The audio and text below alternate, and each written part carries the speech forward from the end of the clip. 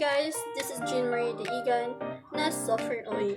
O ibalik ko ninyo ron, magluto og adobo.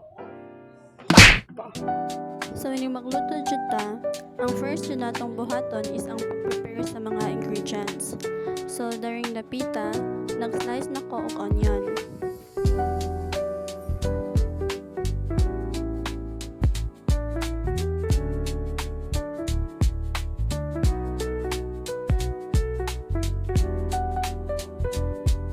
Kung karon, i-prepare na po nato ang garlic.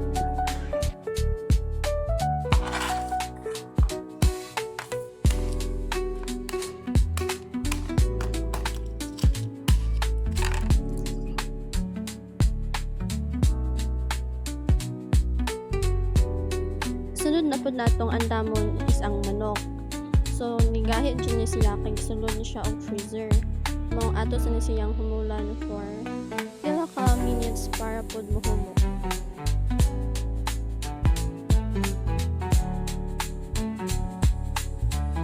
Sunod na po natong andamon is ang boiled egg. So usually jud guys, og kami magluto og adobo, dili jud namon ibutngan og boiled egg. Pero kay imong ko atong butngan. So mo na siya sa mga technique nako guys para dali ra panit ang boiled egg. O karon kompleto na itong mga ingredients. Iuna na ito ang gas stove.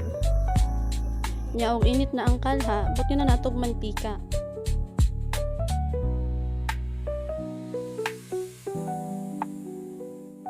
O karong init na ang mantika, ibutang na nato ang onion o garlic.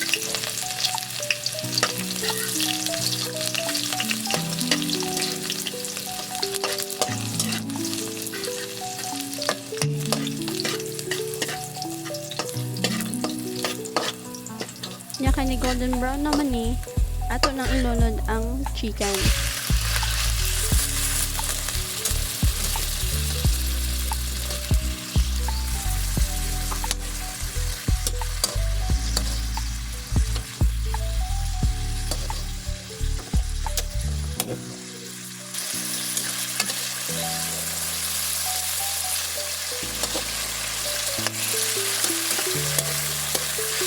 Huwagin sa natong pila ka minutes ni guys para maluto jud ang chicken.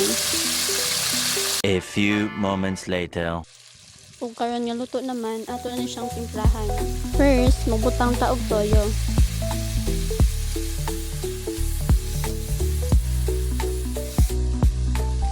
Sunod, ato na po siyang timplahan og magic syrup.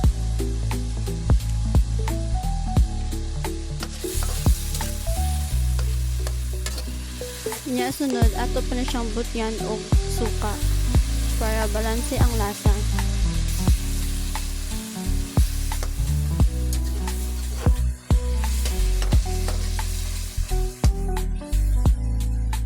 So, mano to siya guys. Wala lang nako napakita ang pagbutang sa egg, pero mano siya last nga gibutang nako. And this is it. So, for fraud, ko sa hong giluto guys, kay first time sa nako nagluto sa adobo.